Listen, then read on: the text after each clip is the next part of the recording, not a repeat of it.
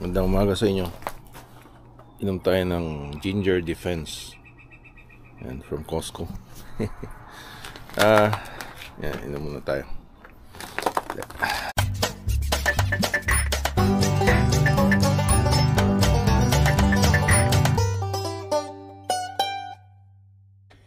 Yeah, boy.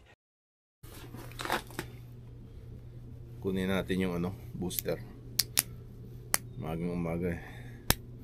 Mag-sesame.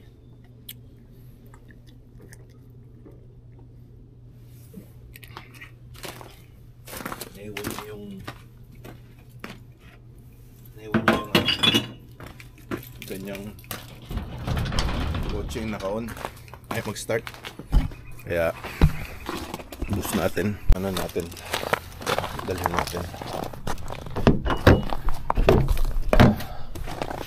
Ay nako, ayan, -8. Ay, swipe, unlock. -8 ngayon,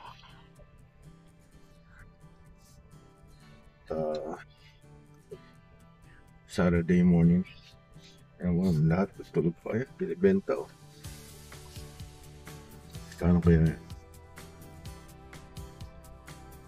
Ito, medyo hindi pa nalinis dito. Yung puti Alas 8 na pala. 7 o'clock yung tapos niya. Ayan, dito banda wala namang snow. Clear. Ibig sabihin, doon lang hindi nila na float dito.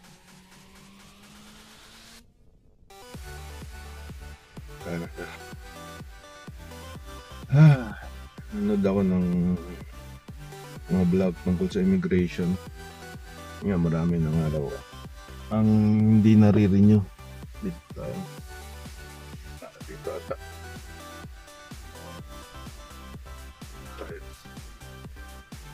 Mali, tulit tayo.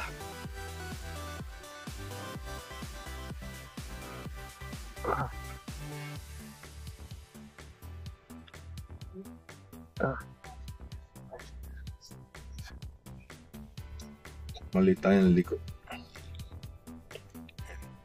Dito tayo sa 8:02. Malak, less than 5 minutes. 8:05 tayo. 5-minute drive lang. Trabaho niya. Very ideal. Yan, mabalik tayo doon sa daming na hindi daw marirenew yung mga may work permit, mga spousal permit. Positive. Sabi positive nito. Basta tatandaan ko. Black negative. Black negative.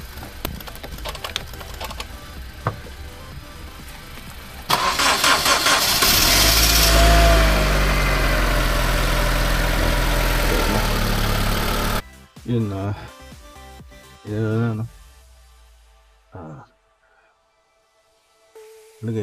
yun natin, malis na agad. Sabi ko huwag i-turn off after na pagdating sa bahay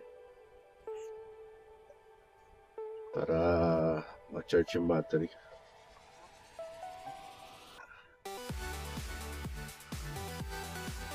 Tayo. Magandang umaga sa mga kayo naroon. So, kailangan mong restoration pagka yung napasok na yung visa mo, tapos tigil kang trabaho kasi pag nagtatrabaho ka pa against against the will. Against the law pala. Dito tayo. Fine.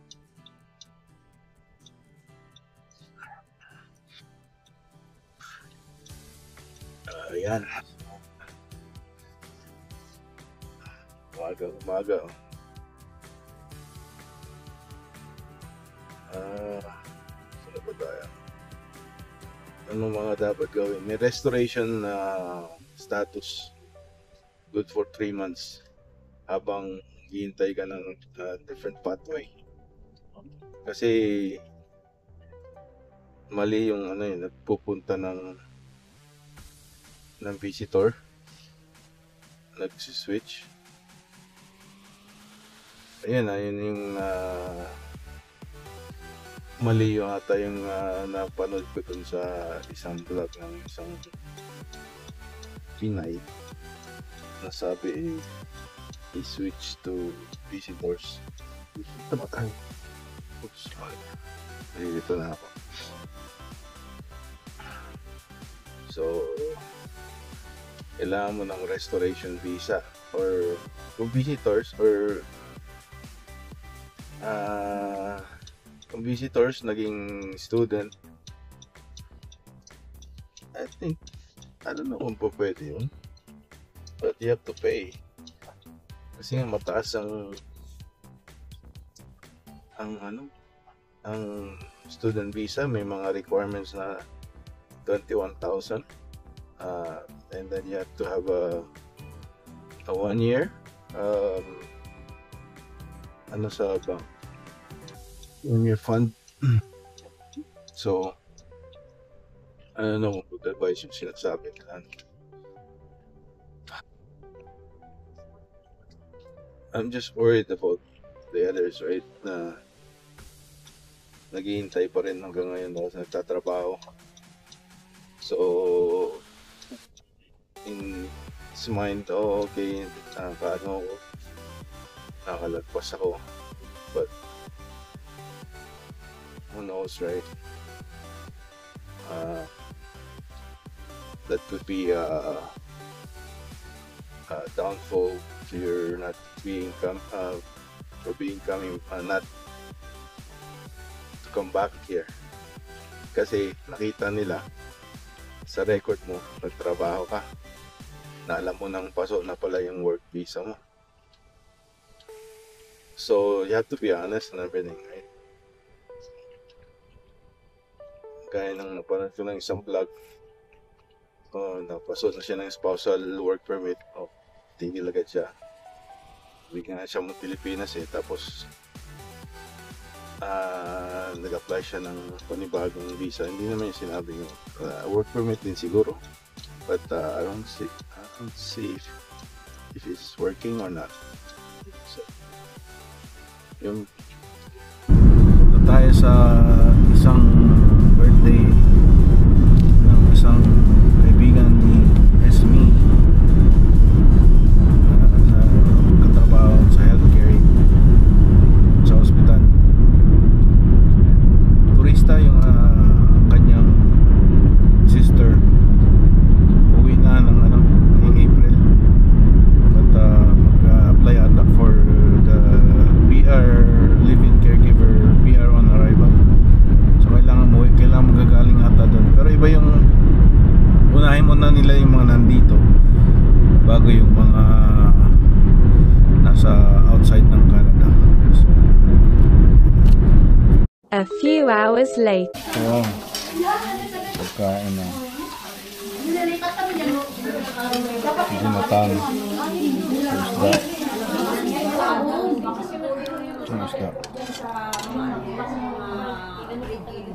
Hindi siya mukhang Yung bilibigan.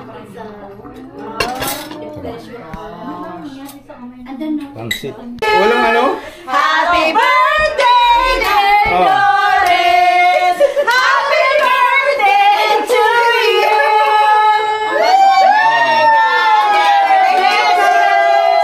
May God never bless you! May God never bless you! Imaginary candle. Hallelujah! Bili na kayo ng luya. Prutas.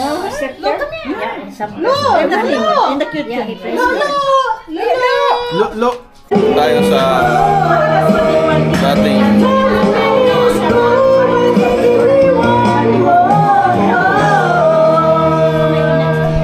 the next day. yan, magandang umaga sa inyo. Sunday. Kain tayo ng isda. Tapos ng salad. Sibuyas, kamatis lang yan. Tsaka ang tawag nito, patis.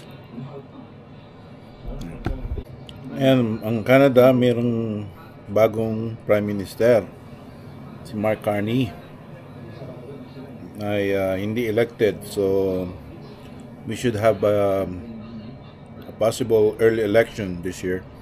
Ang nakaschedule na election is by October-November pa. October ata. But we should have a spring or summer election para mandato ng tao kung sino.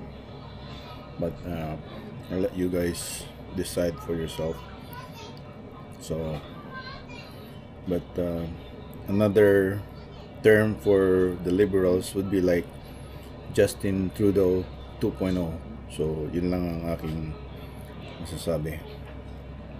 And sa Philippine event naman, let's bring home Rodrigo Duterte. Doon natin siya iliti sa hukuman ng Pilipinas kung may nagkasala man siya, huwag sa mga banyaga. Yun lang.